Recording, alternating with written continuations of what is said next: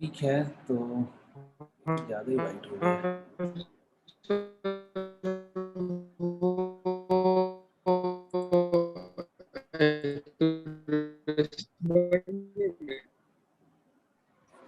मुझे आवाज़ ही नहीं हेलो। आई। हाँ हाँ, बोलो। हेलो। टाइप कर रहा हूँ। अच्छा, एक्यूरेसी बढ़ी नहीं, मतलब और ट्राई करना चाहिए था उसमें। कहाँ पर देखो स्टक हो रही है कि क्या हो रहा है।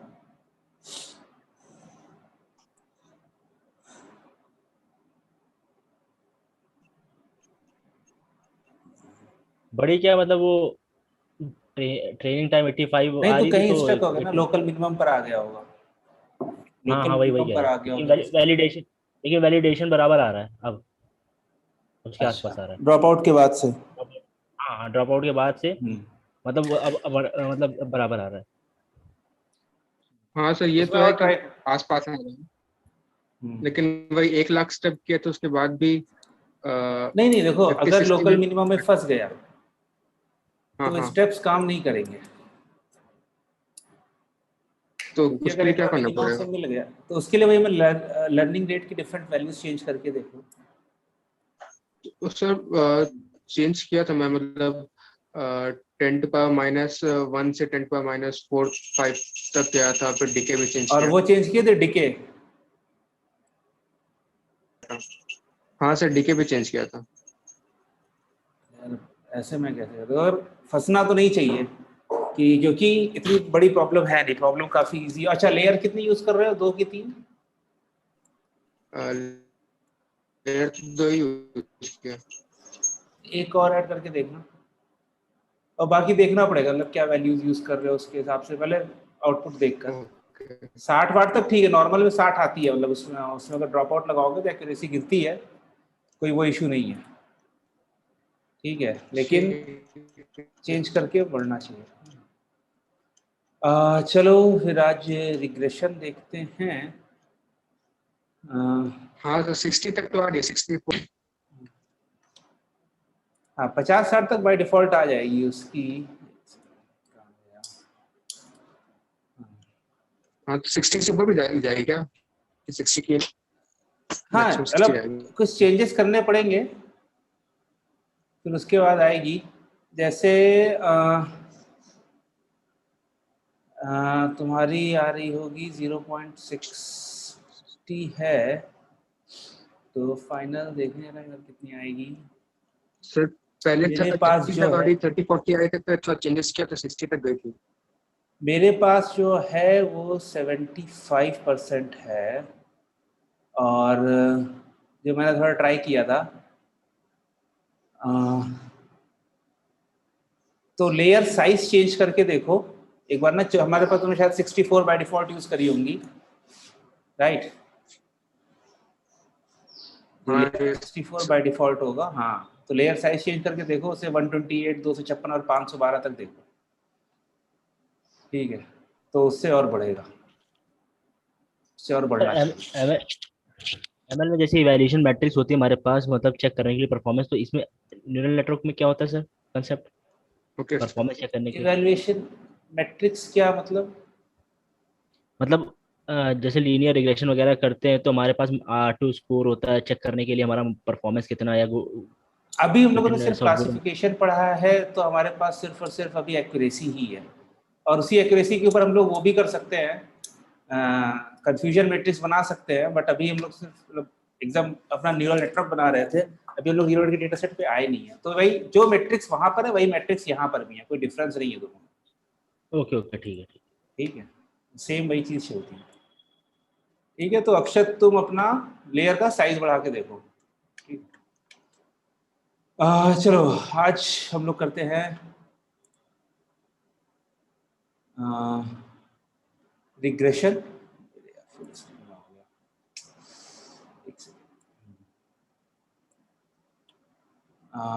ठीक है, दिख रहा है ना इसमें? Yes sir.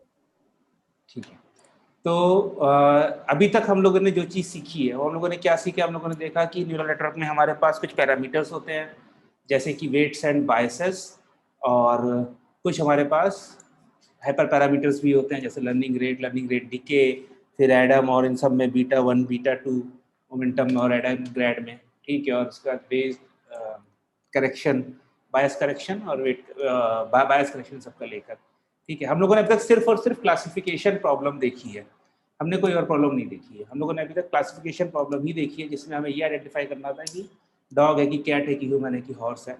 हमने डिफरेंट टाइप की लेयर्स देखी हैं। डेंस लेयर मतलब जो मेरी फुल्ली कनेक्टेड लेयर थी जिसमें सारे इनपुट सारे न्यूरॉन के पास जा रहे थे। एक्टिवेशन लेयर्स जो हमारे पास जो आउटपुट आया है WX+B का, उसकी वैल्यू के हिसाब से बताती थी कि वो न्यूरॉन एक्टिवेटेड है कि नहीं है। हम लोगों ने वैसे तो कई देखी थी बट हम लोग यूज करते हैं रेलू, और एक लीनियर की हम लोगों ने बात करी थी उस टाइम पर, जिसमें हम लोग जो आउटपुट आता है उसको वैसा का वैसा पास करते हैं, उसमें कुछ चेंज नहीं करते, ठीक है। लॉस फंक्शन हम सर लोगों ने देखे हैं। हाँ, एक सर डाउट था, ये पूछना था, ये जो ड्रॉप आउट है ये क्या हम लोग इनपुट लेयर में भी लगा सकते हैं क्या, कि खाली हिडन में लगेगी? मतलब इनपुट लेयर तो आपकी इनपुट हो गया ना, वो हिडन मतलब हिडन ही में लगेगी। तो कोई भी लेयर ओके है वो तो ओके, हिडन में ही लगेगी ना। इनपुट में तो इसमें से कौन सा लग रहा है, कोई नहीं लग रहा है, ठीक है ठीक है। तो सारे के सारे हिडन वाले ही हैं। पहली लेयर छोड़ के बाकी सारी लेयर हिडन है। पहली लेयर क्या है, जो इनपुट है हमारे पास, जो फीचर्स आया रोज के, वो है, ठीक है।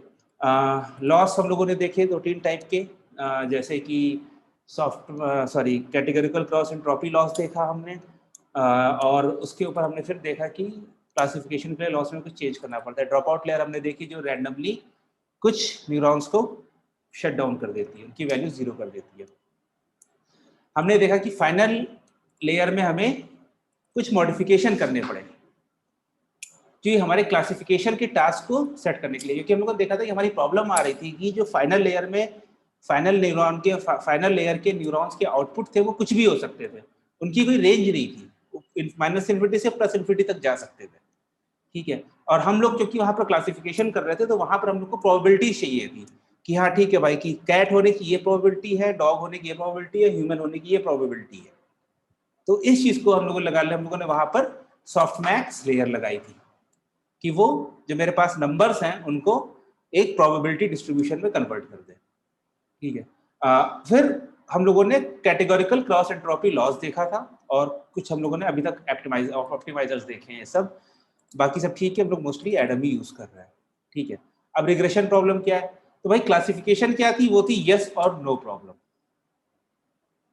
कि ये डॉग है कि नहीं है, ये ह्यूमन है कि नहीं है, ये हॉर्स है कि नहीं है, तो यहाँ पर रैबिट और घोड़ा और अंदर है, तो ये है कि नहीं है फोटो में, ठीक है। नंबर्स के ऊपर भी क्लासिफिकेशन प्रॉब्लम हमारी हो सकती है, मैं खाली फोटो की बात नहीं कर रहा हूँ। नंबर्स के ऊपर कैसे हो सकती है कि आपके पास एक रो वाइज डेटा आया है, एक टेबुलर डेटा आया है, और वो डेटा है आपके क्रेडिट मतलब की बैंक अकाउंट का, ठीक है। और बैंक अब आपको क्रेडिट कार्ड देना चाहती है, तो वो आपके पुराने रिकॉर्ड्स देखकर ये क्लासिफाई करना चाहेगी कि इसे क्रेडिट कार्ड देना चाहिए कि इसे क्रेडिट कार्ड नहीं देना चाहिए। वो भी एक यस नो प्रॉब्लम हो गई है।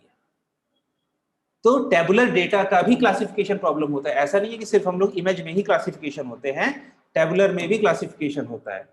जैसे एक ये हो गया कि आपको क्रेडिट कार्ड मिलना चाहिए कि नहीं मिलना चाहिए, दूसरा क्या हो गया कि आपको क्रेडिट कार्ड हो गया कि आपको ये मूवी पसंद आएगी कि नहीं आएगी, क्योंकि अगर पसंद नहीं आएगी तो मैं रिकमेंड ही नहीं करूंगा, बट अगर पसंद आएगी तो मैं रिकमेंड करूंगा। तो classification problem yes no type की प्रॉब्लम होती है, जिसमें आपको आइडेंटिफाई करना है कि ये चीज है कि नहीं है, ठीक है। रिग्रेशन नंबर्स की प्रॉब्लम, नंबर्स की क्या प्रॉब्लम है कि इसमें जो आउटपुट है ये हमें फिक्स नहीं है, यस नो नहीं है, एक सेट ऑफ लिमिट्स नहीं है मेरे पास, इसकी वैल्यूज कुछ भी हो सकती है। जैसे प्राइस ऑफ हाउस, घर का प्राइस, अब घर का प्राइस हमारा 2,000 रुपए स्क्वायर फुट से लेकर 20,000 रुपए, 30,000 रुपए, 1,00,000 रुपए स्क्वायर फुट तक जा सकता है लैंड के प्राइस के हिसाब से, कहाँ पर आप ले रहे हो, ठीक है। वहां पर ये नहीं कि हाँ घर का प्राइस है कि नहीं है, नहीं, वहां पर है कि घर का प्राइस क्या है, आपको एक नंबर निकालना है, आपको एक रियल वर्ल्ड, एक रियल लाइफ से उठाकर एक नंबर निकालना है, ठीक है। टेम्परेचर इन में, तो टेम्परेचर क्या, टेम्परेचर आपका कुछ भी हो सकता है। वैसे मई की बात चल रही है तो बेसिकली 40-45 या 38-35 होगा, लेकिन अभी बारिश भी हो जा रही है बीच बीच में तूफानों की वजह से, तो थोड़ा कम हो गया। लेकिन टेम्परेचर आपका 42 भी हो सकता है, 41.5 भी हो सकता है, 41.57 भी हो सकता है, और 43 भी हो सकता है, कुछ भी हो सकता है, कोई भी नंबर हो सकता है। टेम्परेचर को आप यस और नो में नहीं क्लासिफाई कर सकते हो, कि अगर कोई आपसे पूछे भाई आज का टेम्परेचर क्या है, तो तुम उसे यस नहीं कह सकते हो। यस कहेगा क्या बेवकूफ़ी वाली बात है, ये नंबर बताओ एक, टेम्परेचर क्या है, मुझे यस नहीं चाहिए, मुझे या नो नहीं चाहिए। ठीक है यार, जैसे नंबर ऑफ कोविड केसेस हैं, तो नंबर ऑफ कोविड केसेस कितने केसेस आ रहे हैं या कितने केसेस हैं टोटल अभी तक, आप इसमें यस और नहीं कह सकते। हाँ, किसी को कोरोना है कि नहीं है, ये एक क्लासिफिकेशन प्रॉब्लम हुई, बट कितने लोगों को कोरोना है, ये एक रिग्रेशन प्रॉब्लम हुई। जहां पर कितने की बात, जहां पर हम लोग किसी चीज को क्वांटिफाई करने लगे, जहां पर हम किसी चीज की वैल्यू निकालने लगे कि हाँ ये इतना बड़ा है या इतना छोटा है, वो सारी हमारी रिग्रेशन प्रॉब्लम्स होती है। हम लोगों ने अभी तक सिर्फ और सिर्फ क्लासिफिकेशन प्रॉब्लम्स ही देखी। ठीक है, अच्छा, जब हम लोग क्लासिफिकेशन कर रहे थे तो मोस्ट ऑफ द लेयर में जितना भी हम लोगों ने आर्किटेक्चर बनाया था कि शुरुआत की इनपुट लेयर, फिर हिडन लेयर 1, फिर हिडन लेयर 2, फिर फाइनली आउटपुट लेयर जो थी हमारे पास, तो हम लोग उसमें इनपुट और आउटपुट क्या था, मतलब कि इमेज थी, नंबर थे, क्या था, उससे हमें मतलब नहीं था। बस उनका साइज चेंज हो रहा था क्योंकि उसके जो हमारे इनपुट और आउटपुट की साइज के हिसाब से बदल रहा था। बट हमने कभी ये बात नहीं करी कि वो इमेज है, कि वो एक टेबुलर डेटा है, कि वो क्या है, कुछ भी हो सकता है। हम लोगों ने कभी फिक्स नहीं किया। हाँ, अगर मेरा इनपुट में 10 वैल्यूज हैं तो वो 10 वैल्यूज का मुझे 10 इनपुट के न्यूरॉन्स बनाने पड़ेंगे। ठीक है, और उससे मेरे कितने आउटपुट जाएंगे वो मैंने अपने हिसाब से सोचा था कि हम लोग कितने लेयर का लेंगे। तो हम लोगों ने कभी इनपुट और आउटपुट के क्या क्या इनपुट है, क्या आउटपुट है, उसकी हम लोगों ने बात नहीं करी थी। ठीक है, जब तक हम लोग फाइनल लेयर में नहीं ले गए थे। फाइनल लेयर में जाने के बाद हम लोगों ने सोचा कि यार यहाँ पर तो वैल्यूज कुछ भी आ रही हैं, तो मुझे इसको प्रोबेबिलिटी में कन्वर्ट करना पड़ेगा अपनी प्रॉब्लम के हिसाब से। जब तक हम लोग फाइनल लेयर में नहीं गए थे तब तक हमारे पास, हमें कोई जरूरत नहीं थी कि इनपुट क्या आ रहा है, हमें बस नंबर्स चाहिए थे। वो नंबर्स दो, हम नंबर्स को मल्टीप्लाई करेंगे, हम आउटपुट लेकर आएंगे। ठीक है, तो हम लोगों ने क्या किया था, हम लोगों ने सॉफ्टमैक्स लेयर लगाई थी अपने आउटपुट को प्रोबेबिलिटीज में चेंज करने के लिए। ठीक है, और उसके बाद हम लोगों ने कैटेगोरिकल क्रॉस एंट्रोपी लॉस लगाया था कि हम लोग कितनी दूर है एक अच्छे प्रेडिक्शन से।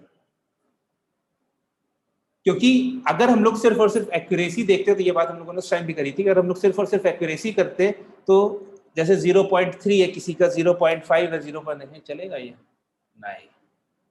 ठीक है, कि किसी का 0.3 है, 0.5 है, 0.6 है, तो अगर जिसका कॉन्फिडेंस ज्यादा है, हम चाहते हैं कि वो ज्यादा सही हो, हम वो वाले आउटपुट चाहते थे जो हमारे लॉस से आ रहे थे। याद है कि नहीं याद है वो, कि हम लोग हाँ, कॉन्फिडेंस इमेज दिखाई थी ना आपने, इमेज भी हाँ दिखाई थी। तो पर्सन हल्का सा दिख नहीं रहा था तो उसका कॉन्फिडेंस कम था, पूरा दिख रहा था उसका ज्यादा था, 90%। हाँ, तो वही था कि हम लोग चाहते थे, कॉन्फिडेंस चाहते थे, इसके लिए हम लोगों ने कैटेगोरिकल क्रॉस एंट्रोपी लॉस लिया था। ठीक है, हम लोग एक्यूरेसी से अपना उसकी वैल्यू क्या प्रेडिक्ट करिए उससे नहीं, हम लोग देखना चाहते हैं कितने कॉन्फिडेंस से कर रहा है। ठीक है, यही दो चेंजेस हम लोगों ने किए थे, इसके अलावा हमने कोई चेंजेस नहीं किए थे। बाकी हमारा जैसा चला आ रहा था वैसा ही चला आ रहा था। ठीक है, तो अब हमारे पास रिग्रेशन प्रॉब्लम है, क्या हो रहा है। ठीक है, अब हमारे पास रिग्रेशन प्रॉब्लम है, तो हमें सिर्फ यही दो चीजें चेंज करनी है। क्यों, क्या अभी हमें सॉफ्टमैक्स की जरूरत है? नहीं। अब हम चाहते हैं जो कि हम वैल्यू निकाल लें, क्वांटिटी निकाल लें, कितना, तो कितना तो कुछ भी हो सकता है, -∞ से +∞ तक कुछ भी हो सकता है। तो अब हमें उस वैल्यू को सॉफ्टमैक्स लेयर की जरूरत नहीं है, प्रोबेबिलिटीज निकालने की जरूरत नहीं है कि ये कैट की कितनी प्रोबेबिलिटी है, नहीं, हमें तो नंबर ही चाहिए, तो हमें उसकी जरूरत ही नहीं है। तो हम लोग सॉफ्टमैक्स लेयर को हटा देंगे अपने आर्किटेक्चर से। ठीक है, जो हमारे पास वैल्यू है वैसे ही ले लेंगे। तो मतलब यहां पर कह सकते हो कि हम लोगों ने लीनियर एक्टिवेशन लेयर लगाई है। लीनियर एक्टिवेशन लेयर क्या करती है? कुछ नहीं करती है, जो इनपुट आता है वही उसका आउटपुट हो जाता है। और उसका बैकवर्ड प्रोपगेशन कैसे होगा? जो मेरे पास, मतलब कि वो है 1 से मल्टीप्लीकेशन, लीनियर एक्टिवेशन लेयर है मल्टीप्लाई बाई 1। ठीक है, तो जैसे ही मेरा जो इनपुट आया उसको 1 से मल्टीप्लाई किया, उसी को आउटपुट आगे कर दिया। बैकवर्ड प्रोपगेशन में जो ग्रेडियंट आया, क्योंकि यहाँ पर 1 है, 1 से हम मल्टीप्लाई कर रहे हैं, तो जो ग्रेडियंट मेरा आया है वही का वही आगे पीछे चला जाएगा, कॉपी हो जाएगा। तो हमें कुछ करने की जरूरत, तो सबसे पहला चेंज जो हमें करना है वो हमें अपने आर्किटेक्चर में से सॉफ्टवेयर एक्टिवेशन लेयर हटानी पड़ेगी। ठीक है, उसके बाद जो है हमारे पास कि भाई हमें एक नया लॉस फंक्शन सोचना पड़ेगा, जो कि कैटेगोरिकल क्रॉस एंट्रोपी है। वो काम करता है आपका कि ये वैल्यू है, मुझे इसकी सेम बराबर वैल्यू चाहिए। ठीक है, कैटेगोरिकल क्रॉस एंट्रोपी क्या कहता है कि अगर आपने मतलब चलो वो तो लॉस फंक्शन करता है कि आपकी प्रोबेबिलिटी कितनी दूर है।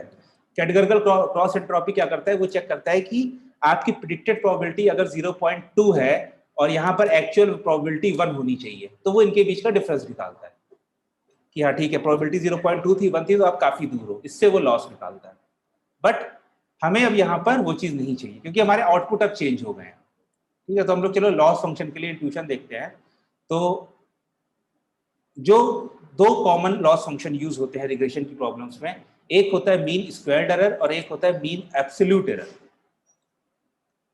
ठीक है, मीन स्क्वायर्ड और मीन एब्सोल्यूट। तो अभी हम लोग मीन स्क्वायर्ड एरर देखेंगे। तो ये क्या होता है कि मान लो मेरे पास ये डेटा सेट था, ठीक है, जिसमें डेट है और यहां पर मेरे पास टेम्परेचर्स हैं, एक्चुअल टेम्परेचर्स, जो एक्चुअल वैल्यूज है मेरे पास। ठीक है, ये है प्रिडिक्टेड, जो मेरे न्यूरल नेटवर्क ने प्रिडिक्ट करी है वैल्यूज।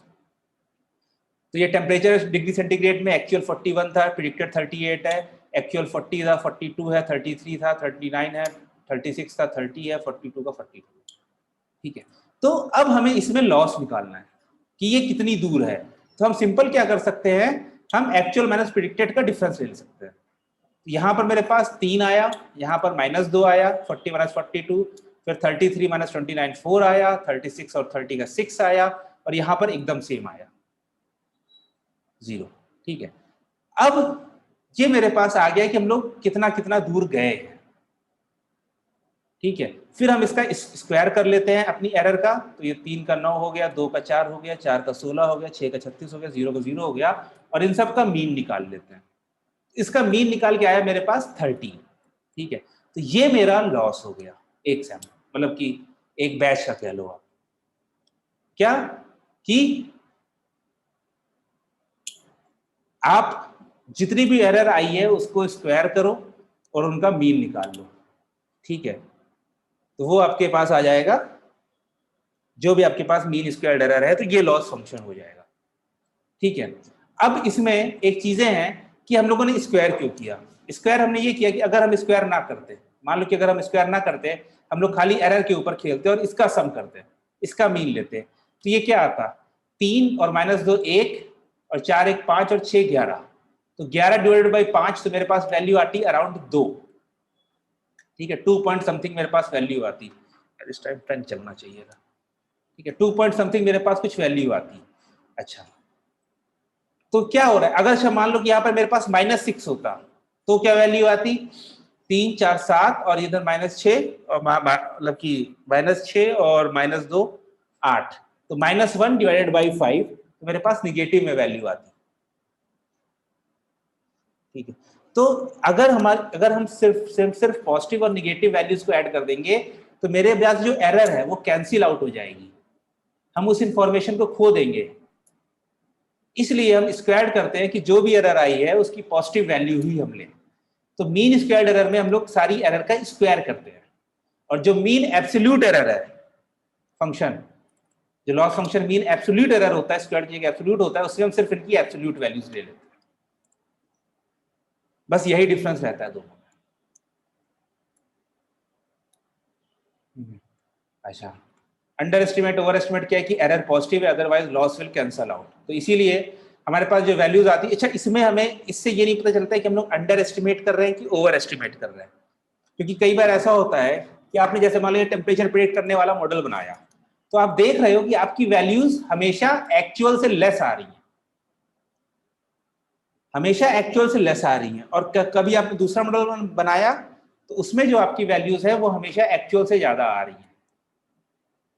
तो हमें ये नहीं पता चलेगा कि हम लोग अंडर एस्टिमेट कर रहे हैं प्रिडिक्शन या ओवर एस्टिमेट प्रिडिक्शन कर रहे हैं। तो हमें उससे फर्क भी नहीं है, क्योंकि अगर छोटी आ रही है तो उसमें हम क्या चेंज कर सकते हैं, कुछ नहीं चेंज कर सकते, या बड़ी आ रही है तो उसमें हम कुछ नहीं तो बदल सकते हैं। हमारा लॉस फंक्शन क्या है, इसको जीरो लेकर आना है, तो चाहे बड़ी आए चाहे छोटी आए, हमारा न्यूरल नेटवर्क इसको जीरो की तरफ लेकर आएगा, हमें उससे मतलब नहीं है, ठीक है। अच्छा, इसका स्क्वायर रूट, जो भी मेरे पास मीन स्क्वायर एरर आती है, इसका स्क्वायर रूट बताता है कि हम लोग एवरेजली हर सैंपल में कितना दूर प्रिडिक्ट कर रहे हैं। जैसे 13 का स्क्वायर रूट आ जाएगा मेरा 3 पॉइंट समथिंग, ठीक है, 3.5 मान लो आया, तो 3.5 का मतलब है कि आपका हर सैंपल में आप 3.5 ऊपर या नीचे प्रिडिक्ट कर रहे हैं।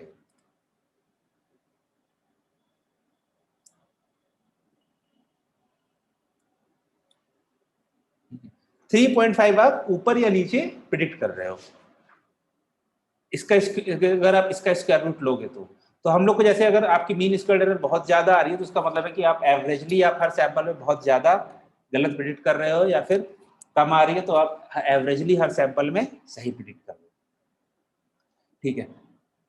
लास्ट पॉइंट है इसका कि भाई ये आउटलायर से बहुत ज्यादा इफेक्टेड है। जैसे यहां पर मेरा एवरेज कम था 3 - 2 सॉरी, यहां पर मेरे पास 6 आ गया, 6 से मेरी एरर आ गई 36, ठीक है। अगर ये मान लो मेरे पास 2 या 2 होता तो क्या होता, मेरे पास 4 होता। सॉरी, एक सेकंड।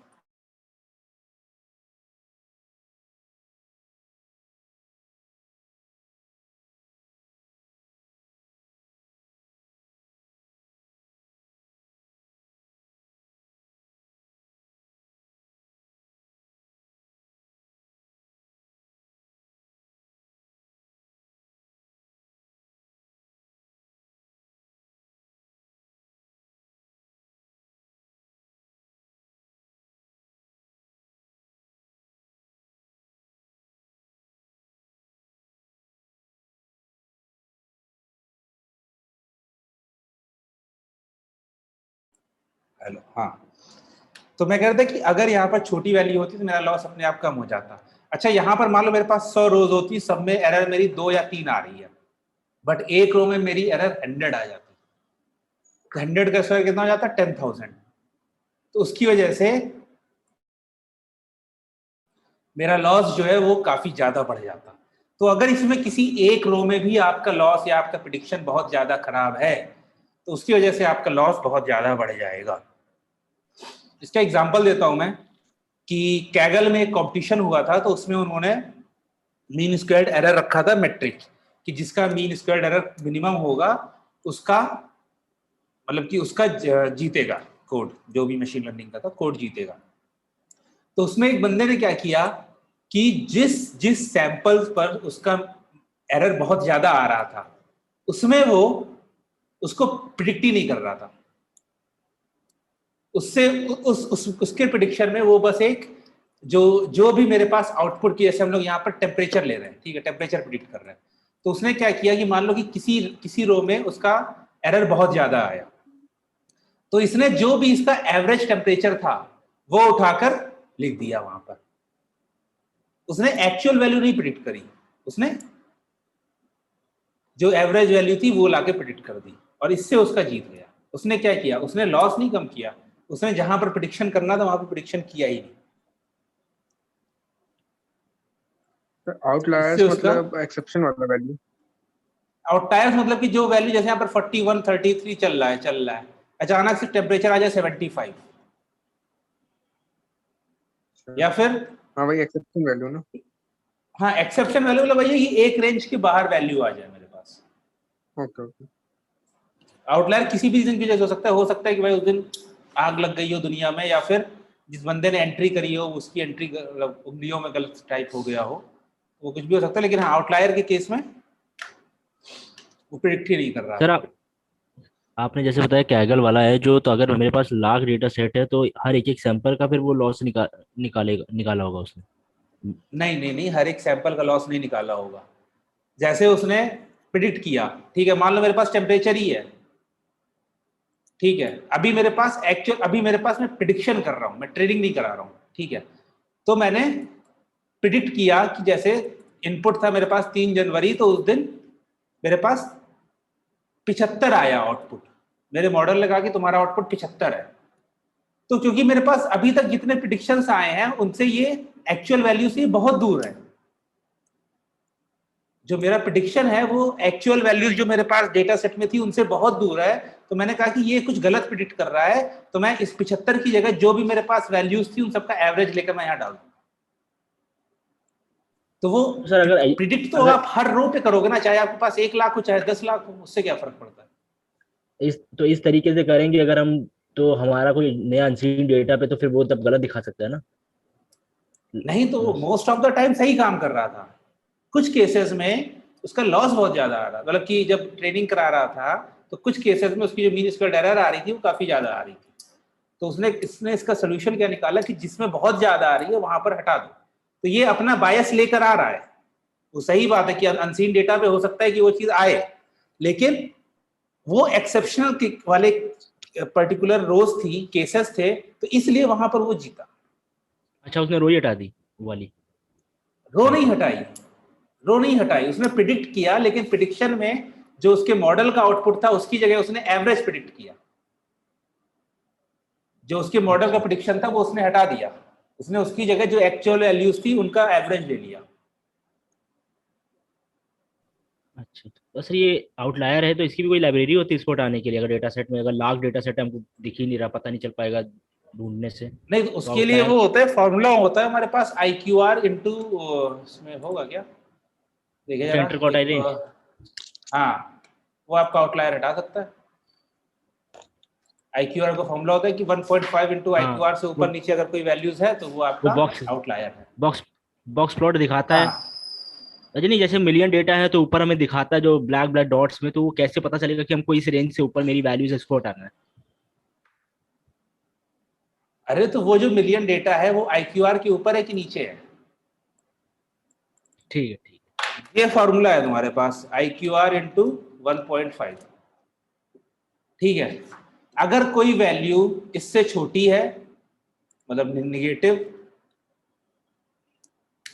ठीक है, और या फिर आई क्यू आर इंटू 1.5 इससे बड़ी है, वो आउटलायर है। तो अब तुम एक प्रोग्राम चला दो ना एनपी में, नंपाई में लगा दो कि भाई इससे जो वैल्यू छोटी है और जो इससे बड़ी वैल्यूज है उनको साइड कर दे। ठीक है, ठीक है। वो तो कोड है ना, उसमें मैं देख के मैं थोड़ी बता पाऊंगा। उसमें जो वैल्यूज आई है वो जो बॉक्स के ऊपर है वो I Q R dot into 1.5 के ऊपर वाली ही वैल्यूज हैं। वो वैल्यूज उसने अपने हाथ से किसी ने नहीं प्लेस करी है, उसने फॉर्मूले में लगाया कि ये वैल्यू अगर आई क्यू आर 1.5 से बड़ी है तो ये ऊपर वाले बार के ऊपर जाएगी, और उससे छोटी है तो उसके नीचे आएगी। ये कोई नाम किसी ने वो थोड़ी लगाया है कि मतलब कि हाथ से कोई फिगर बना नहीं रहा है, उसने यही वैल्यूज निकाली हैं और इन्हीं के हिसाब से चेक किया। तो तुम हाँ अपने सर, समझ गया, समझ गया। डेटा में लगा दो कि भाई कौन कौन से कॉलम में कौन कौन सी, अच्छा ये वैल्यूज हर कॉलम में लगनी चाहिए इंस्टेड ऑफ रो के। अगर आप आई क्यू आर निकाल लो तो उसकी जगह रो की जगह कॉलम में लगाना है, नॉर्मली लगा। ठीक है, तो ये मीन स्क्वायर्ड एरर और mean absolute error prior to मतलब प्रोन टू आउटलायर्स हैं। ठीक है, तो इसलिए इनको देख के यूज करना चाहिए, ऐसे नहीं है। ठीक है, फॉर्मूला क्या है, फॉर्मूला हम लोगों ने अभी ऊपर देखा कि प्रिडिक्टेड वैल्यू मतलब actual value minus predicted value का होल स्क्वायर, और सबका मीन लेना है सम लेकर। ठीक है, यहां पर जे है, इसका मतलब है नंबर ऑफ आउटपुट्स। ये क्या है, ये है कि देखो मैं कुछ बना पाऊंगा, नहीं आ गया। इसका मतलब ये है कि रिग्रेशन की फाइनल आउटपुट लेयर में,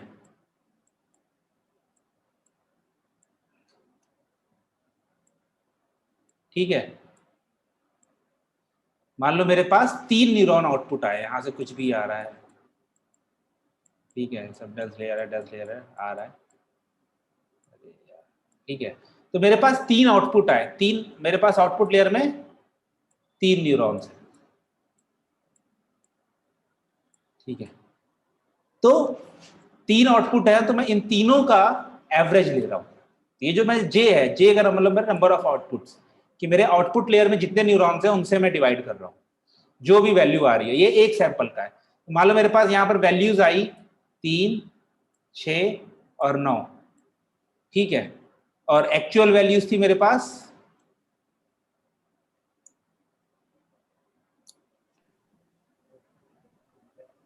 मेरे पास। आउटपुट लेयर तो एक अच्छा, ही ठीक है, एक होगा कि सर इसमें ज्यादा हो सकता है? नहीं, एक से ज्यादा भी हो सकता है।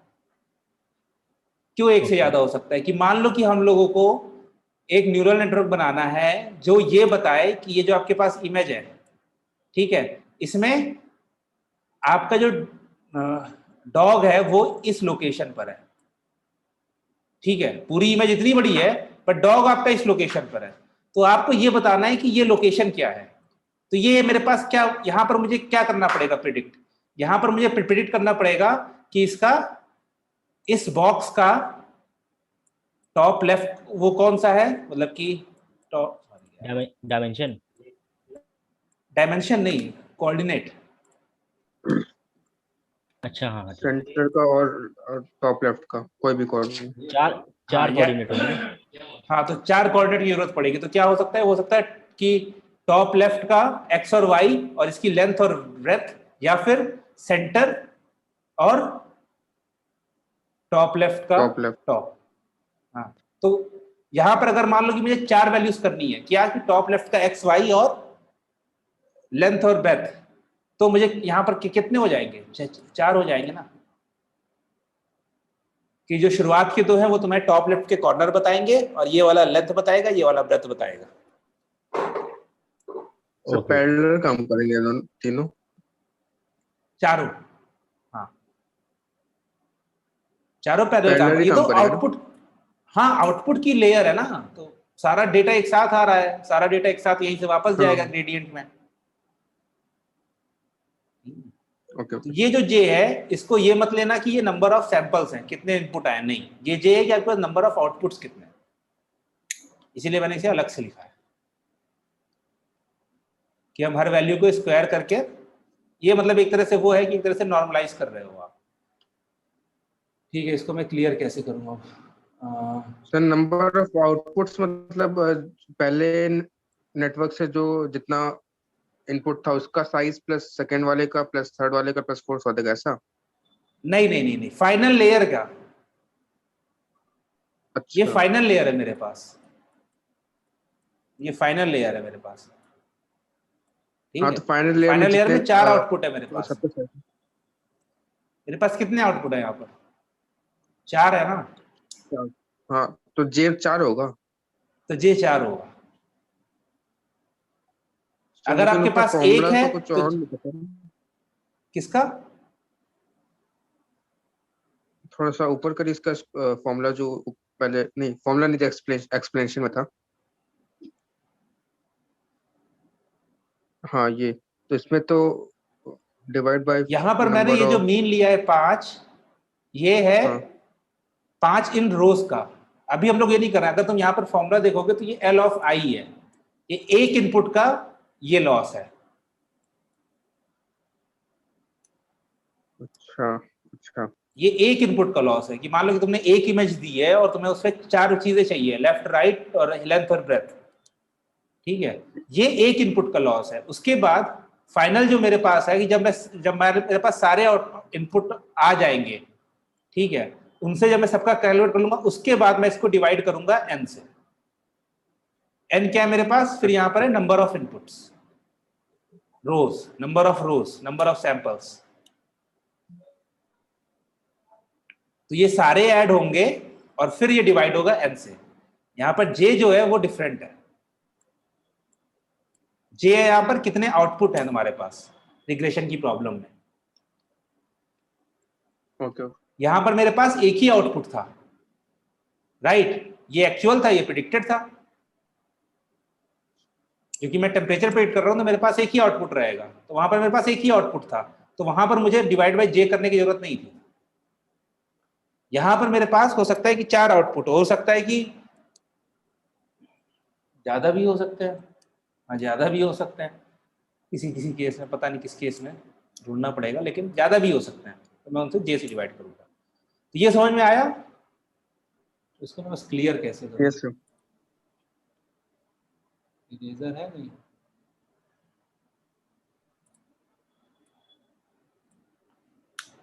कंट्रोल एक्स,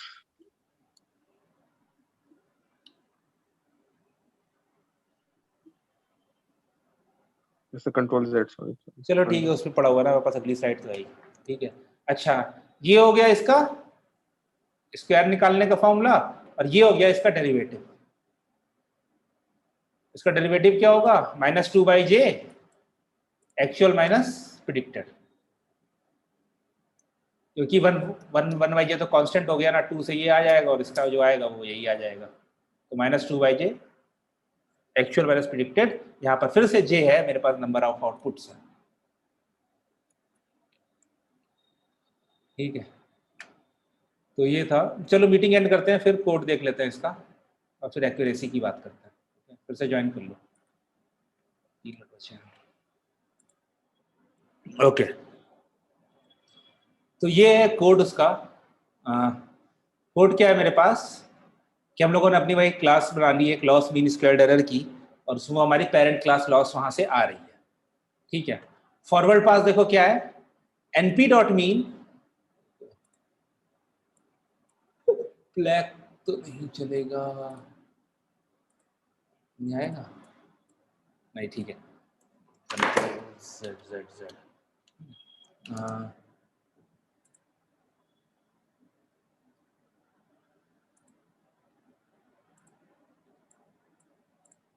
क्या आ रहा है इसमें, हाँ ठीक है। तो यहाँ पर जो मेरे पास सैंपल लॉसेज हैं, ये np.mean y true minus y prediction का स्क्वायर, ठीक है, और उसका मीन ले लिया, बट मीन हम ले रहे हैं x इज इक्वल टू -1 पे।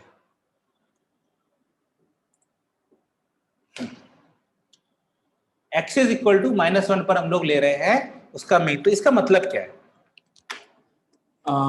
यार लिखने को, ठीक है चलो देखते हैं लिख पाते हैं कि नहीं है।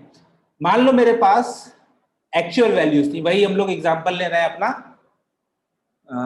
रुको नहीं दूसरे पर आता है, ये समझाना जरूरी है। -1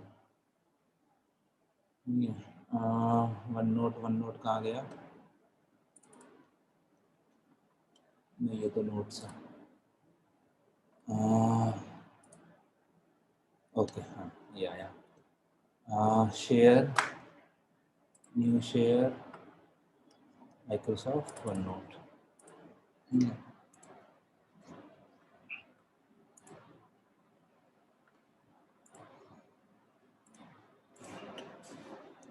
टेक्स्ट मोड, ओके, और होम पर इसका साइज मैं कर लेता हूँ 18, इसका भी एग्जांपल रखना चाहिए। मान लो मेरे पास जो कॉल थे, मेरे पास क्या था कि टॉप लेफ्ट, कॉमन लेंथ और ब्रेथ, 4 वैल्यूज थी मेरे पास।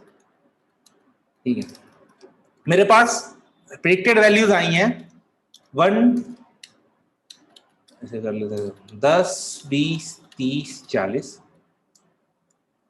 ठीक है, और अब मेरे पास ऐसा तो है नहीं कि एक बार में एक ही रो आएगी, मेरे पास एक बार में 10 रो भी आ सकती है, तो मैं मान के चलता हूं मेरे पास एक बार में 3 रोज है। ठीक है, और यहाँ पर है मेरे पास 30, 60, 90, 120, और एक और ले लेते हैं हम लोग 15, 30, 45 और 60। ठीक है, ये मेरे पास प्रिडिक्शंस आए हैं। मेरे पास फाइनल आउटपुट लेयर में मेरे पास 4 आउटपुट्स हैं, उसके हिसाब प्रिडिक्शंस आए हैं। मेरे पास एक्चुअल वैल्यूज थी, एक्चुअल थी मेरे पास, ये मैं कर लेता हूँ यहाँ पर 11, 22, 33, 44। ठीक है, यहाँ पर मैं कर लेता हूँ 31, 61, 91, 121, और फाइनली यहाँ पर मैं कर लेता हूँ 20, 35, 50, 65। ठीक है, ये मेरे पास एक्चुअल थी। तो हमें क्या करना है, हमें दिस माइनस दिस मतलब एक्चुअल माइनस प्रिडिक्शन और इसका स्क्वायर करना है, ठीक है। फिर 22 माइनस 20 इसका स्क्वायर करना है, 33 माइनस 30 इसका स्क्वायर करना है, 44 माइनस 40 इसका स्क्वायर करना है, ठीक है। तो मुझे क्या करना है, मुझे बेसिकली रो वाइज सब्ट्रैक्ट करना है और रो वाइज ही मीन लेना है, राइट।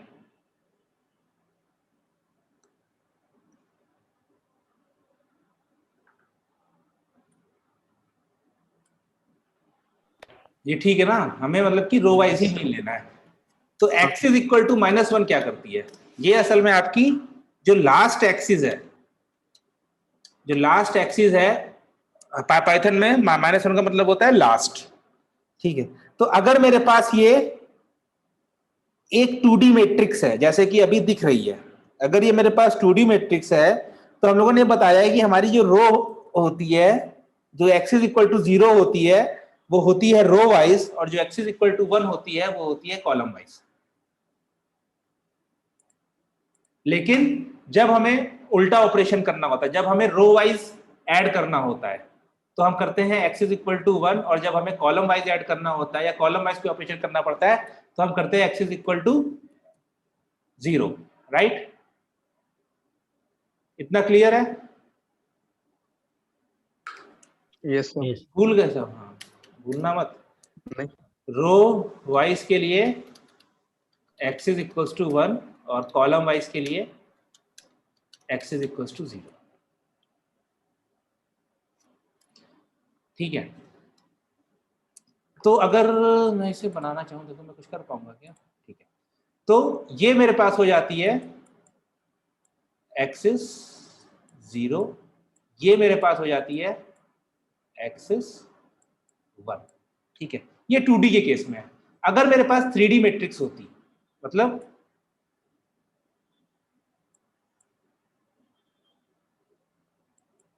मेरे पास एक ऐसी मैट्रिक्स होती,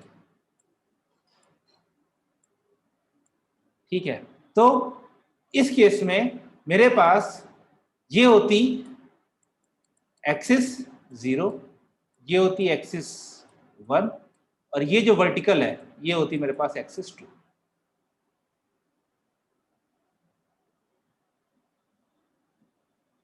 तो ये जो एक्सिस इक्वल टू -1 है ये हमेशा लास्ट एक्सिस चूज करेगा। यहां पर लास्ट एक्सिस हो जाती है 2 उस केस में, बट हमारे पास रिग्रेशन के केस में रेयरली ही कभी 3D आता है, हमेशा 2D मैट्रिक्स ही मैक्सिमम रहती है। तो हमारे पास आउटपुट में तो हमारे पास हमेशा हम लोग को, क्योंकि कॉलम वाइज इसमें काम करना है, तो हम लोग x इज इक्वल टू 1 दे सकते हैं या फिर हम लोग x is equal to -1 use कर सकते हैं, ठीक है। ये थोड़ा स्टैंडर्ड है इसलिए हम लोग x इज इक्वल टू -1 करते हैं, बट हम लोग क्या करें, हम लोग बस कॉलम वाइज मीन निकालना है। यहाँ पर हम लोग बस कॉलम वाइज मीन निकालना है, तो वही हम लोगों ने किया है। अच्छा, न्यू शेयर कहाँ गया? ये -1 किया, ये मतलब जो ये बैक से शुरू करेगा, ये पीछे से। हाँ, बैक से शुरू करेगा। तो 2D मैट्रिक्स में -1 का मतलब है कि x इज इक्वल टू 1, जो कि हमारा दे देगा रो वाइज ऑपरेशन। एक्सेस तो -2 मतलब 0 हो सकता है फिर। हाँ, -2 0 हो जाएगा, बट मेरे ख्याल से -2 अलाउ नहीं करता है, खाली -1 ही अलाउ करता है। अगर तुम -2 कर दोगे तो फिर वो कॉलम वाइज ऑपरेशन करने लगेगा। तो यहाँ पर हम बस ये कर रहे हैं कि np डॉट मीन, तो हम लोग मीन निकालना है, वैल्यू सब्ट्रैक्ट करो उसको स्क्वायर करो, एलिमेंट वाइज वैल्यू सब्ट्रैक्ट करो उसको स्क्वायर करो, और रो वाइज मीन निकालो। क्योंकि मेरे पास एक रो का डेटा क्योंकि मेरे पास एक इनपुट का डेटा, एक रो का डेटा मेरे पास एक रो में है, तो मुझे रो वाइज ही सारे काम करने हैं, इसलिए मैं यहां पर कर रहा हूं। तो ये वही है simple prediction, actual minus prediction का स्क्वायर और उसका मीन। तो जितने भी आपके पास होंगे, भले आपके पास 50 रोज आ जाए, 50 रोज भी काम कर देगी। हाँ बताओ। ये स्टैंडर्ड होता होगा ना कि डेटा हमेशा रो वाइज मिलेगा हम लोग को। हाँ हाँ, आप कॉलम वाइज भी कर सकते हो, लेकिन फिर आपको अपनी लेयर वेयर वो सब वैसे ही मैनेज करनी पड़ेंगी। बट हम लोग डेटा रो वाइज ही जाएगा। जैसे कल हम लोगों ने पाइटॉर्च का देखा था, तो उसमें क्या था, 64 रोज का एक बैच था, तो सबसे पहली जो वैल्यूज थी वो थी 64। अरे यार, तो उसमें सबसे पहली वैल्यूज थी 64, फिर थी 1, फिर 28/28। तो 1/28/28 एक इमेज थी, और कितनी रोज जा रही है, 64 रोज जा रही है। तो सबसे पहले जो आपका जो पहला आपके टेंसर में, टेंसर याद है ना, टेंसर में जो पहला एलिमेंट होगा वो हमेशा आपका नंबर ऑफ रोज होगी।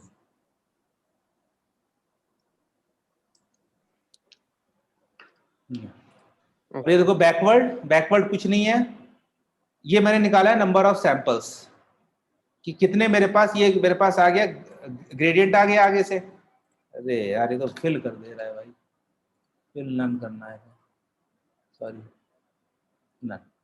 ठीक है, ये मेरे पास ग्रेडियंट आ गया आगे से। ठीक है, ये हो गया मेरे पास आउटपुट इन ईच सैंपल। ये मेरे पास आ गया, इसका जो साइज होगा टी वैल्यू, इसका साइज क्या होगा, number of rose by number of output. जैसे 4 आउटपुट है और 10 रोज हैं, तो इसका आउटपुट आ जाएगा 10/4 का। ठीक है, फिर हमने उसका आउटपुट निकाल लिया कि पहली रो में कितने आउटपुट है, ये कैलकुलेट करें। ये है मेरे पास जे, ये है मैंने निकाला आउटपुट से। फिर मैंने क्या किया, -2 डिवाइडेड बाई जे और एक्चुअल माइनस प्रिडिक्टेड, और उसके बाद सबको डिवाइड कर लिया मैंने सैंपल से। ये मेरा सैंपल है n, ये जो मैंने निकाला ये है n, कितनी नंबर ऑफ रोज आएंगे।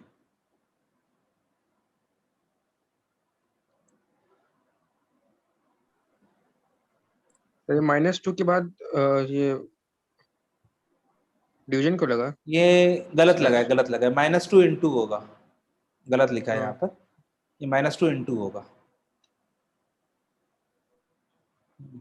तो ये कोड है सिंपल, मीन स्क्वायर एरर का लॉस का आप ऐसे लिख सकते हो। ओके, फिर एक्यूरेसी की बात कर लेते हैं। तो वैसे तो रिग्रेशन में एक्यूरेसी का मतलब बनता नहीं है। क्यों नहीं बनता? क्लासिफिकेशन में क्या होता है कि प्रिडिक्शन है मेरा 1, एक्चुअल वैल्यू आई 1, ये तो अपने आप ही सब कुछ कर दे रहा है। ठीक है, तो दोनों वैल्यू सेम होती हैं, तो हम लोग वहां पर डबल इक्वल टू लगा कर सकते हैं कि कितने, जहां पर 1 था वहां पर 1 आया, जहां पर 2 था वहां पर 2 आया, जहां पर 0 था वहां पर 0 आया। रिग्रेशन में डिफिकल्ट है, क्यों? क्योंकि आपने प्रिडिक्ट किया 42.5 और आपकी एक्चुअल वैल्यू थी 42। तो अगर अब तुम डबल इक्वल्स टू लगाओगे तो आपकी एक्यूरेसी हमेशा 0 आएगी, 0। क्यों? क्योंकि ये कभी इक्वल सेम होना बहुत ही मुश्किल है, एकदम एग्जैक्ट वैल्यू होना बहुत ही मुश्किल है, अनलेस एंड अनटिल आपका फंक्शन बहुत सिंपल हो। अनलेस एंड अनटिल आपका फंक्शन बहुत सिंपल हो, जैसे टेम्परेचर प्रिडिक्ट कर रहा है, तो टेम्परेचर को प्रिडिक्ट करना बहुत सिंपल हो, तो ये एकदम एग्जैक्ट वैल्यू उठा के ले आएगा, नहीं तो बहुत ही मुश्किल है एग्जैक्ट वैल्यू आना, हमेशा कुछ ना कुछ ऊपर नीचे होगा। तो एक्यूरेसी का कोई मतलब नहीं है रिग्रेशन में, बट केरास जो टेंसर फ्लो वाला फ्रेमवर्क है वो एक्यूरेसी देता है। तो वो क्या है वो देख लेते हैं। ये एक्यूरेसी नहीं है, ये एक क्वेश्चन है। इन्होंने कह दिया कि अगर हम एक लिमिट कर लेंगे, हम एक लिमिट बना लेंगे, अगर हम लोग उस लिमिट के अंदर हमारी वैल्यू आ रही है, जैसे मैंने लिमिट दे दी 10 की, तो अगर मेरी +-10 रेंज के अंदर वैल्यू है, जैसे 42 था और मैंने लिमिट दे दी 10 की, तो अगर मेरी 33 से लेकर 51 तक की वैल्यूज हैं, तो मैं मान लूंगा कि ठीक है, वो वैल्यूज एकदम करेक्ट आई हैं। बट अगर वो ठीक नहीं है, अगर उसके बाहर है, तो मैं उनको कह दूंगा कि वो ठीक नहीं है।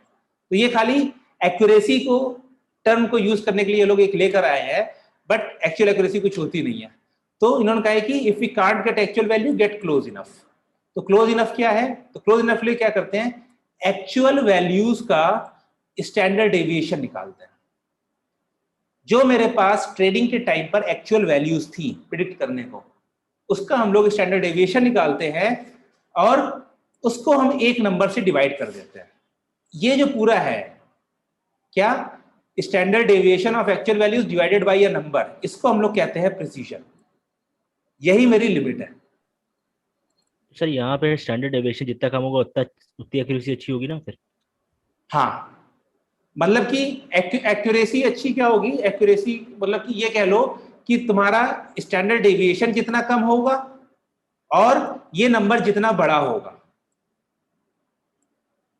ये नंबर सर कौन सा होता है?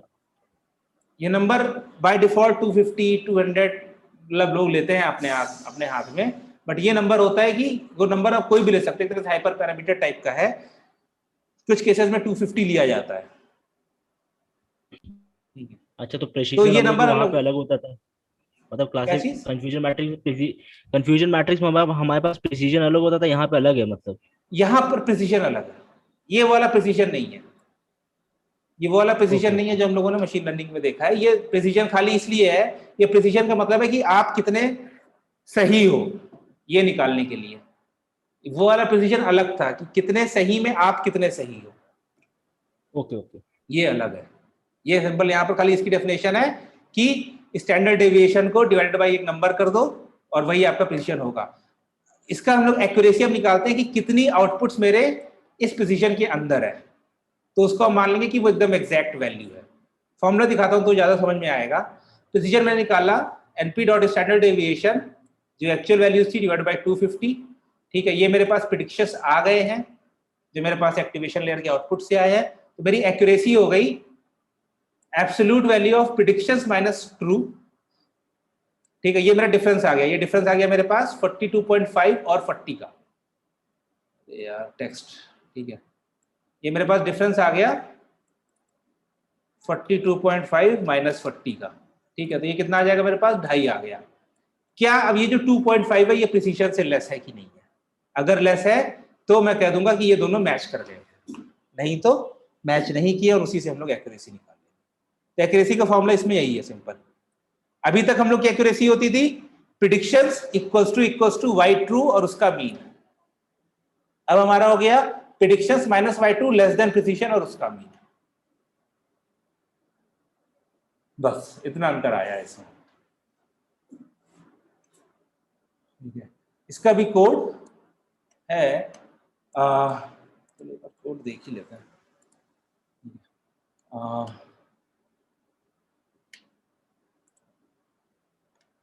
इसका आ गया वो सफारी।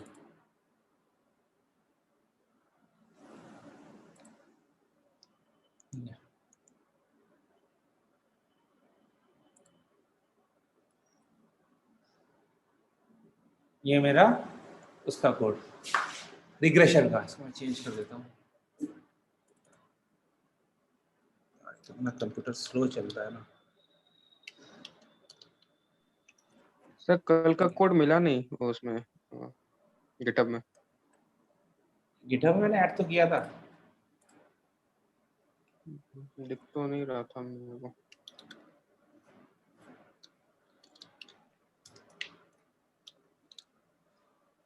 यार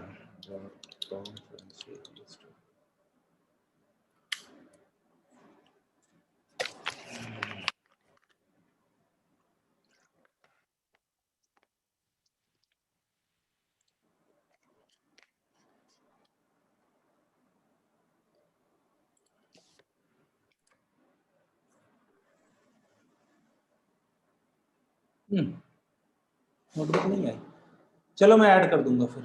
इसमें आनी चाहिए थी वैसे, कहीं और चली गई लगता है, कहीं और सेव कर दी मैंने। ठीक है, वो मैं ऐड कर दूंगा आज रात में। ओके। तो यहाँ देखो डेंस लेयर में मैंने कुछ नहीं चेंज किया है। मुझे एक नई एक्टिवेशन लेयर करनी थी तो मैंने एक लीनियर एक्टिवेशन लेयर ऐड कर ली है। तो लीनियर एक्टिवेशन लेयर एकदम कुछ नहीं है, फॉरवर्ड में self dot inputs into inputs outputs equal to inputs, जो इनपुट आया है वही मेरा आउटपुट बन गया है, और बैकवर्ड पास में जो वैल्यू आई है उसी को मैंने कॉपी कर लिया है। ठीक है, मैंने कुछ चेंज नहीं किया।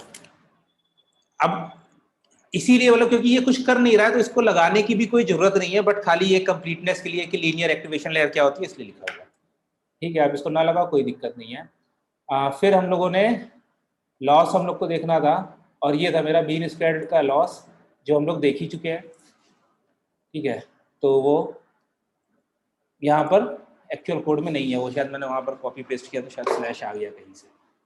ठीक है, लॉस हमने कर लिया अपना और बस बस और क्या था, और हाँ सॉरी वो कैलकुलेट करना था एक्यूरेसी मेरी, अच्छा एक्यूरेसी मैंने नीचे कैलकुलेट करी, ठीक है। तो ये मेरा डेटा है, तो सॉरी ये मेरा कोड है। अब हम इसमें रिग्रेशन करते हैं, ठीक है। तो अभी हम लोग आउटपुट में एक ही लेयर में एक ही न्यूरॉन रखते हैं।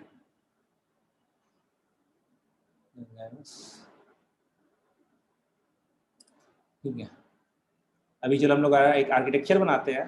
तो पहली बात है जो डेटा सेट है, अब ये मेरा जो डेटा सेट है ये साइन का डेटा सेट है, जो मैंने कहा था कि साइन का डेटा सेट जनरेट करना तुम लोग, ठीक है। अगर मैं इसको प्रिंट करना चाहूँ तो देखो प्रिंट कर पाऊंगा क्या,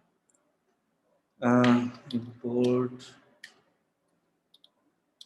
matplotlib.py plot as plt percentage matplotlib inline और ये हो जाएगा plt.plot x, y।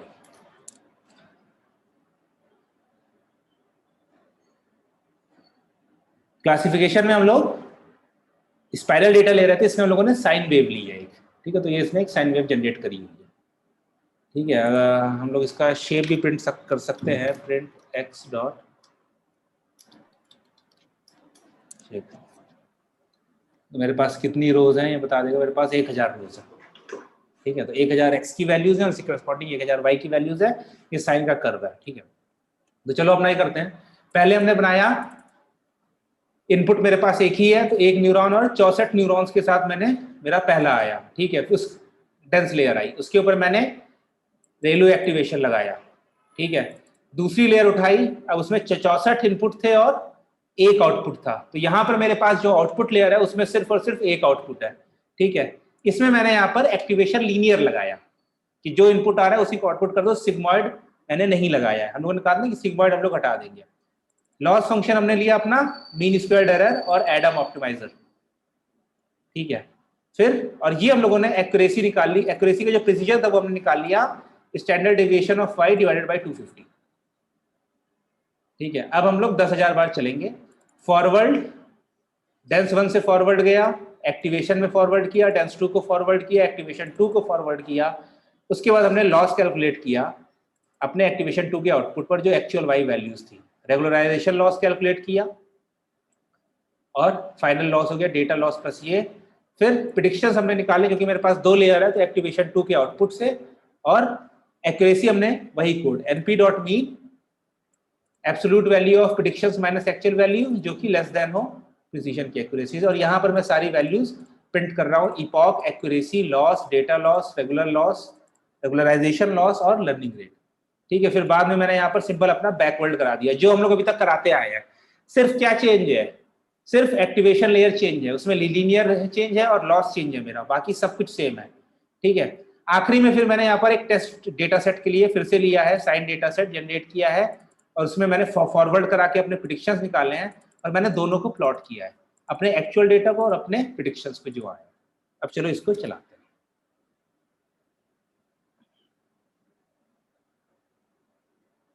हम देखेंगे हमारे पास एक्यूरेसी बहुत ही कम आ रही है 0.003, लॉस हमारा 0.145 पर आकर एक तरह से स्टक कर गया है। इसका मतलब क्या है कि लॉस कहीं पर रुक गया है, लोकल मिनिमा कहीं मिल गया है इसको, ठीक है। ये कहीं लोकल मिनिमा में रुक गया, चेंज ही नहीं हो रहा है, ठीक है। और ये देखो, ये था मेरा एक्चुअल फंक्शन ब्लू में और ये रेड में है जो प्रिडिक्टेड फंक्शन, प्रिडिक्टेड वैल्यूज हैं। तो ये सीख तो रहा है क्या ऊपर से नीचे वैल्यूज जा रही हैं, लेकिन कैसे ऊपर फिर कैसे नीचे जा रही है ये चीज ये नहीं सीख पाया। क्यों? क्योंकि लॉस यहीं पर स्टक कर गया था, ठीक है। तो 0.145 से नीचे गया ही नहीं। हाँ क्या कह रहे सर? ये साइन का एक ही वेव लिया है, उससे ज्यादा नहीं ले सकते क्या? नहीं, ज्यादा भी ले सकते हो, कोई दिक्कत नहीं है। उसको कैसे लेंगे? मतलब वो नंपाई उसके जो से, सॉरी साइन डेटा वाला फंक्शन है plot से। उसमें चेंज करना है, उसे पैरामीटर देना पड़ेगा, अच्छा ठीक है, देख लूंगा। ठीक है। तो पैरामीटर देखने के बाद डॉक्यूमेंटेशन में कैसा है। फिर अब क्योंकि नहीं सीखा तो मैंने यहाँ पर कुछ चेंजेस किए। मैंने यहाँ पर सिर्फ एक चेंज किया, मैंने एक एक्स्ट्रा लेयर ऐड कर ली 64 न्यूरॉन्स की और बीच में। अब मेरे पास 3 लेयर हो गई, डेंस 1, डेंस 2 और डेंस 3। अच्छा, जो पहले की दोनों लेयर हैं उनमें एक्टिवेशन मेरा रेलू ही लगा है, सिर्फ लास्ट वाली लेयर में मेरा एक्टिवेशन लीनियर लगा है। तो ये बात ध्यान रखना, सिग्मॉइड जो हमने हटाया था वो सिर्फ लास्ट लेयर से हटाया था, तो हम लोग सिर्फ लास्ट लेयर में ही चेंज कर रहे हैं, ठीक है। बाकी सब कुछ सेम है, कोई चेंज नहीं है इसमें। और इसको हम चला के देखते हैं। सर इसमें एक चीज हाँ ऊपर एक सर एक सिंटेक्स नहीं समझ में आ रहा था, मुझे कंफ्यूजन हो रहा था ऊपर भी। ये जो कुछ प्रिंट जो कर रहे हैं ना, ये जो .3f लिख रहे हैं, ये सर चीज कंफ्यूज हो रही थी मुझे। ये डॉट फ्री एफ का है कि डेसिमल के 3 पॉइंट तक, अच्छा अच्छा ठीक ठीक ओके। डेसिमल के 3 पॉइंट तक, ठीक है। तो यहाँ पर हम देखेंगे जैसे ही मैंने लेयर्स अपनी बढ़ाई, मेरी एक्यूरेसी धीरे धीरे चल रही थी, अचानक से एकदम बढ़ना शुरू करी, और यहाँ पर लॉस इसने मेरे एकदम ऑलमोस्ट 0 ले आया, मतलब 1000 इपॉक में। अभी हम 10,000 में चल रहे हैं। तो ये क्योंकि प्रॉब्लम बहुत सिंपल थी तो इसमें यहाँ पर ये कर ले गया, ठीक है। बट एक्चुअली होना, अगर आपका लॉस 0 आ रहा है मतलब आप कहीं ना कहीं कुछ गड़बड़ कर रहे हो, ठीक है। बट लॉस 0 आ गया, इसका मतलब क्या है कि एकदम एक्यूरेट प्रिडिक्शन, मतलब लॉस 0 है, प्रिडिक्शन एक्यूरेट हो नहीं सकती है, हो ना हो ये अलग बात है, बट लॉस एकदम 0 है। ये बात हम लोग डिस्कस करी थी कि लॉस और एक्यूरेसी आप सेम मत लो कि low loss equal to high accuracy, ऐसा जरूरी नहीं है। तो सर इसमें जो पूरा एकदम साइन का वेव कॉपी कर लिया इसने, और इसने प्रेडिक्टेड हाँ वैसे कर दिया, तो हमें जब ये चीज मिल ही गया आउटपुट पूरा एकदम कॉपीड, तो मतलब फिर हमें क्या फर्क पड़ता है कि लॉस 0 भी हो रहा है, तो हमें तो ये मिल जा रहा है। हाँ, तो वो फर्क नहीं पड़ता है, हमें ये मिल जा रहा है तो वो सही है एकदम, कोई दिक्कत हाँ नहीं। सर, जब मिल जा रहा है तब एक्यूरेसी क्यों कम हो रही है? एक्यूरेसी मैंने कहा ना, रिग्रेशन में एक्यूरेसी क्या है कि वो प्रिसीजन से कितनी वैल्यूज दूर है अच्छा। ना। ये यहाँ पर एक्यूरेसी इसमें डिफरेंस है, रिग्रेशन में एक्यूरेसी मतलब क्या है कि जो आपने एक नंबर लिया है क्या उसके अंदर है कि नहीं है, तो ये अच्छा। उसके बाद क्या कि ये एकदम एक्चुअल वैल्यूज मतलब कॉपी तो कर रहा है, लेकिन ये ग्राफ देखोगे तो बहुत छोटा है, 0.5 और 0.75 के बीच में 25 वैल्यूज है, होनी चाहिए, राइट। 25 वैल्यूज होनी चाहिए, क्यों, क्या ये एकदम एग्जैक्ट है कि नहीं है वो हमें देखना पड़ेगा। ये ग्राफ छोटा है, इसका कुछ बड़ा बनाकर मेरे ख्याल से फिगर साइज कुछ चेंज करके देखना पड़ेगा। साइन के अंदर वो सर एक एंगल एंगल आपको लेने पड़ेंगे मल्टीप्लाई करके, तब जाके वो ग्राफ बढ़ेगा। साइन एंगल नहीं है, मतलब इसके डिस्क्रिप्शन में लिखा है, आप कैसे ग्राफ बढ़ा सकते हैं साइन। कहाँ पर? जो साइन का फंक्शन होता है ना सर, उसमें वो डिस्क्रिप्शन के अंदर लिखा होता है कि अच्छा, एक नहीं नहीं, एंगल ये रेप्रेजेंट फंक्शन, करता है आप। ये फंक्शन अलग है। हाँ, ये तो बना हुआ पहले से ना, ये चीज वो हाँ एनपी का नंपाई का बता रहा था। अच्छा, तो वो होगा, लेकिन ग्राफ उससे बड़ा नहीं होगा। ग्राफ बड़ा करने के लिए आपको मैटप्लॉटलिब में चेंज करना पड़ेगा। पीएलटी डॉट फिगर करके करना पड़ेगा फिक्स साइज। हाँ वही चेंज करना पड़ता है, मुझे उसका कमांड याद नहीं रहता है। 10-12 figure equal to fix size equal to 10,2 करके देंगे तो हो जाएगा। वो फिगर देगा, एक सेकंड मिल जाएगा ना, मुझे कभी याद नहीं रहती ये चीज, हमेशा मुझे देखना पड़ता है। अच्छा 8-5 हो गया। ओके, फिगर की बात खत्म करते हैं। ऐसे एक चीज और था। हाँ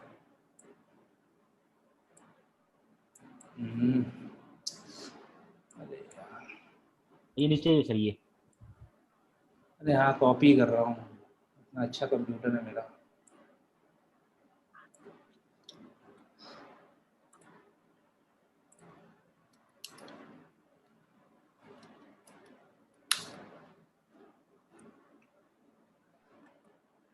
ओके, तो ये देख अगर थोड़ा और बड़ा करें क्या इसे? डायमेंशन सर यहाँ पे 0.6 दिया। हाँ बराबर।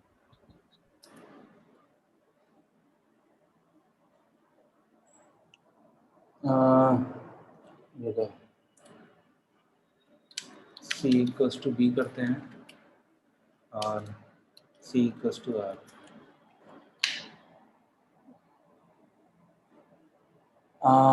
देखो तुम्हें यहाँ पर दिख रहा होगा छोटे छोटे अंतर। ओवरलैप हेलो, हो गया इसलिए नहीं दिख रहा है ना? हाँ और अगर तुम थोड़ी दिख देखोगे रहा है। ध्यान से तो यहाँ पर देखो तुम्हें ब्लू दिखेगा इस एरिया में, तो हाँ हाँ एकदम दिख रहा है। परफेक्ट ओवरलैप नहीं है। हम्म। दिख रहा है यहाँ पर? हाँ इधर भी हो दिख रहा है, सकता ऊपर भी है दिख रहा है। अगर एक लेयर और बढ़ा दें तो ठीक हो एक जाए, लेयर तो बढ़ा दो, ज्यादा या फिर मैं अच्छा कहूंगा दिखे। लेयर से पहले लर्निंग रेट के साथ खेलो। अच्छा अच्छा। अच्छा ड्रॉप आउट लगा देते उसे। ड्रॉप आउट देखो, ओवरफिटिंग वाला केस मतलब ओवरफिटिंग में कह तो सकता हूँ कि है, लेकिन ओवरफिटिंग मुझे अभी याद दिख नहीं रही है, तो ड्रॉप आउट की जरूरत तब होगी जब आप ओवरफिट करो। अभी ओवरफिट नहीं कर रहे हो, ये फंक्शन बहुत सिंपल है, बहुत आराम से न्यूरल नेटवर्क इसको पहचान ले रहा है, ठीक है। अगर फंक्शन कॉम्प्लेक्स होता उसके बाद वो सारी वैल्यूज को कर रहा होता। अगर मैं यहाँ पर एक पॉइंट और डाल देता और मेरा फंक्शन यहाँ से उठ के यहाँ जाकर फिर वापस नीचे आता, तो मैं ड्रॉप आउट लगाता। अच्छा आउटलायर वाला या डाल फिर देते आप। हाँ, मतलब कि आउटलायर वाले केस में मतलब मेरा फंक्शन अगर जनरल यही है और इसी को ये फॉलो कर रहा है तो ये ठीक है। अगर यहाँ पर एक आउटलायर पॉइंट होता और मेरा जो प्रिडिक्ट किया है वो यहाँ से यहाँ जाता फिर नीचे आता, तो मैं कहता कि हाँ अब ये ओवरफिट कर रहा है। बट अभी के लिए ठीक है ये, ठीक है। इसकी मैं नोटबुक शेयर कर दूंगा आज ही, वीडियो तो कल ही आ पाएगा, और फिर कल मिलते हैं, ठीक है। और सर वो भी दे दीजिएगा, वो जो आज जिस नोट से पढ़ा रहे थे, पीडीएफ से। पीपीटी, अरे यार वो पीपीटी हाँ, देंगे, असल मैंने पीपीटी। कहा ट्राई करते हैं, मुझे 3 घंटे लग गए वो 10 स्लाइड बनाने में। अब वो आराम तो हो जाता है उससे, लेकिन चलो भेज दूंगा, वो तो भेज दूंगा, उसमें क्या है मेरे को, ठीक है। सर कल कौन सा टॉपिक है? कल यार इसी में एक हावियर का वो करना था। असल में ये यहाँ चलना नहीं चाहिए था इतनी आसानी से दूसरे बार में ही, तो उसने मुझे दूसरी चीज बतानी थी, लेकिन ये चल गया यहाँ पर, तो वो हो नहीं पाया। तो अभी हमारा ये वेट्स इनिशियलाइजेशन का है काम। ओके ठीक है, वेट्स कैसे इनिशियलाइज होते हैं देखते हैं। सर वो जो हम लोग से चलो साइन का वो बनवा डेटा मतलब वो बनाने के लिए, वो कुछ काम आया हाँ, क्या अभी इसमें? अब इसी में तुम लगा दो, इसकी जगह तुमने जो फंक्शन लगाया था वो यूज कर लो हाँ हाँ, ओके ना, ओके इसकी ओके। जगह तुम लोगों ने जो फंक्शन बनाया था वो यूज कर लो, ठीक लेकिन है। उसमें तो एरर थी ना बहुत, मतलब आगे पीछे हाँ तो ठीक है ना, तभी तो और अच्छी बात है, ये तो परफेक्ट था। उसमें एरर देखो कि उसमें अगर ऊपर नीचे जा रहा है क्या वो ओवरफिट कर रहा है? अच्छा, तब रियल वर्ल्ड तब वो डेटा कॉपी तो नहीं ऐसे ही कर। होगा, थोड़ा ऊपर नीचे होगा। क्या कह रहे हो राहुल? नहीं नहीं, वो मैं ये कह रहा था तब वो कॉपी नहीं कर पाएगा ये, तब कहोगे हाँ हाँ तब तो देखो, क्योंकि अगर एक्यूरेसी कम तब है। भी वो कॉपी कर रहा है तो वो ओवरफिट कर रहा है,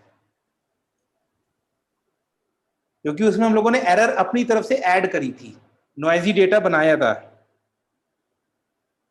ठीक है। अगर तब भी वो काम कर रहा है तो ये गलत कर रहा है, मतलब फिर ओवरफिट कर रहा है, ठीक है। Okay sir. चलो फिर ठीक है, हैं? कोई और क्वेश्चन मुझे व्हाट्सएप कर देना, हम बात कर लेंगे इसमें। Okay okay. ठीक है, मेरे को निकलना है अभी। चलो, बाय बाय। ओके।